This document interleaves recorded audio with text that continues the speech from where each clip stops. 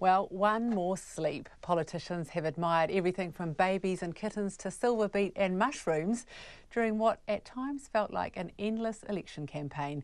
Handshakes, selfies with voters, it can probably be counted in the thousands, and party leaders have been subjected to farmer protests, jibes about the minimum wage, the harsh spotlight of televised leaders' debates, and questions about everything from the economy to hair lice. But now, and the final night of the campaign is here, and to wrap it all up, here is our political editor, Jane Patterson. Hi there, Jane. Hi, Rowan. So we've had the last day for National and Labour. We've had a little look about what they've been up to today. You know, I guess that's going to be two nervous parties going into tonight. That's right, and there's always an effort to seem very calm and very confident at this stage. It is incredibly close. It's very, very close, and neither side is willing to call it at this stage. Bill English is on the National Party bus, which will be pulling into Auckland shortly, and they have been travelling up the country, dipping into little towns and cities, as you saw on Demels's piece. And Jacinda Ardern is still out today, of course, at her grandmother's funeral earlier, but now she is out campaigning and will be into the evening. Of course, everything stops at midnight tonight. They have to stop, they have to go home and relax, and it's a relatively quiet day tomorrow on election day until polls close at 7 and then it's all on. What about the minor parties? You know, it's been a real roller coaster ride in the polls for some of them. How do you think they are faring as we go into tomorrow? I think they'll be feeling a bit more comfortable than probably a couple of weeks ago, when really the contest between National and Labour pretty much sucked the oxygen from both New Zealand First and the Greens. And of course the Greens, wow, what a campaign for them. It was only late July when Metitia Tude got up at the annual conference and made that admission, and things really went downhill for her and the party from there, with a few bumps and peaks and troughs.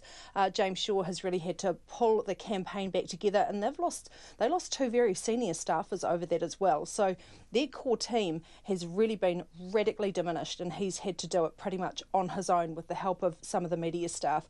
New Zealand First, Winston Peters has been very focused on his Northland seat.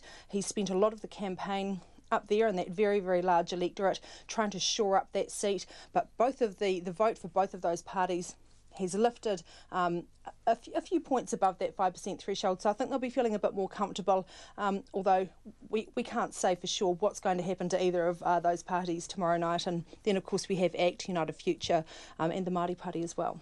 Yeah, and those Māori seats, we've talked a lot tonight about the sort of general electorate, but some really interesting races coming up for some of those Māori seats. That's right, actually, they'll be some of the seats that I'll be watching carefully tomorrow night. And when we look at these seats and electorate races, there are some often very interesting local contests, like in Hutt South and Nelson, where there are big pushes against incumbents or looking, you know, to flip from one party.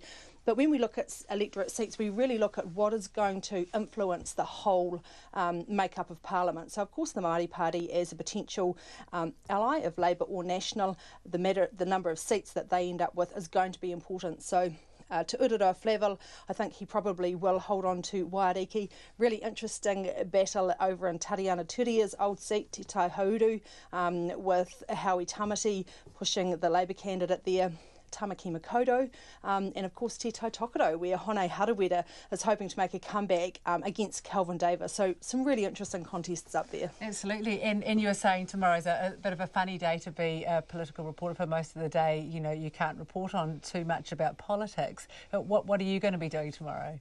Well, we'll still be keeping an eye on everything that's happening, and we'll be preparing, of course, for our Radio New Zealand show that's going to be across all platforms on TV and radio and online as well. But it's been a bit different this time, because in the past the party leaders, mainly of the main parties at least, they go out and cast their votes traditionally on polling day, but both Bill English and Jacinda Ardern have early voted.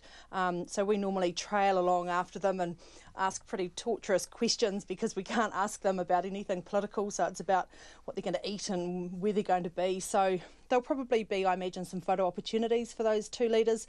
Jacinda Ardern saying she'll be out painting the fence, so I don't know how interesting that's going to be. But so that'll be the normal type thing, but very, very limited on what we can say tomorrow. All right, thank you very much. That's our political editor, Jane Patterson.